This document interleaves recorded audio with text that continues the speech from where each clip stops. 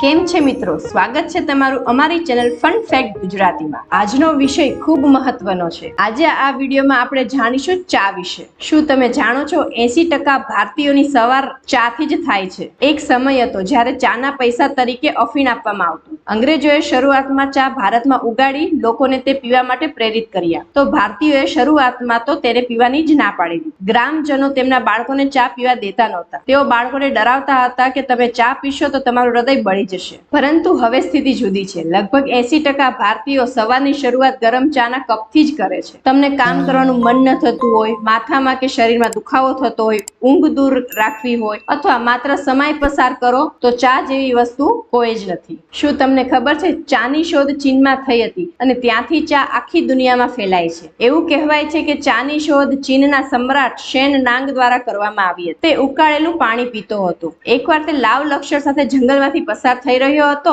રસ્તામાં આરામ કરતી વખતે પીવા માટે પાણી ઉકાળવામાં આવી રહ્યું હતું કે વાસણમાં ઝાડના કેટલાક પાંદડા પડી ગયા, જેના કારણે પાણીનો રંગ બદલાઈ ગયો। આ પાણી તે પી ગયો તો તાજગીનો અનુભવ થયો। આને જ ચા કહેવામાં આવી। ઇતિહાસ જણાવે છે કે 15મી સદીમાં પોર્ટુગીઝ અને પછી ડચ, ફ્રેન્ચ અને બ્રિટિશ વેપારીઓ ચીન પહોંચ્યા અને તેઓ તેમના દેશોમાં ચા લાવ્યા હતા। તેની કિંમત ઘણી વધારે હતી, તેથી તે સમયે માત્ર રાજવી પરિવાર જ ચા પી શકતો હતો। ચા ચીન સિવાય બીજે ક્યાંય ઉગતી ન હોવાથી ચીનના વેપારીઓએ ચાંદી અને સોનાના બદલામાં યુરોપિયન વેપારીઓને ચા આપતા હતા। ત્યાર પછી બ્રિટનની ઈસ્ટ ઇન્ડિયા કંપની ભારતમાં આવી ગઈ હતી। તેણે આસામની સિંગફો જનજાતિને પીણાના રૂપમાં કંઈક પીતા જોયા, જે સ્વાદ અને ગુણવત્તામાં ચા જેવી હતી। આ પછી જ કંપનીએ 1837માં આસામના ચોબા વિસ્તારમાં પ્રથમ અંગ્રેજી ચાના બગીચાની સ્થાપના કરી અને તેનું ઉત્પાદન ભારતમાં શરૂ થયું હતું। આ સમય દરમિયાન કંપનીએ શ્રીલંકામાં ચાનું ઉત્પાદન કરવાનું શરૂ કર્યું હતું। આજે ચાની ખેતી તેના વતન ચીનની બહાર લગભગ 52 દેશોમાં વિકાસ પામી રહી છે। હવે સવાલ એ થાય છે કે ચા આટલી પ્રખ્યાત કેમ છે અને ભારત સહિતના દેશ કેમ તેના માટે દીવાના છે। 19મી સદીના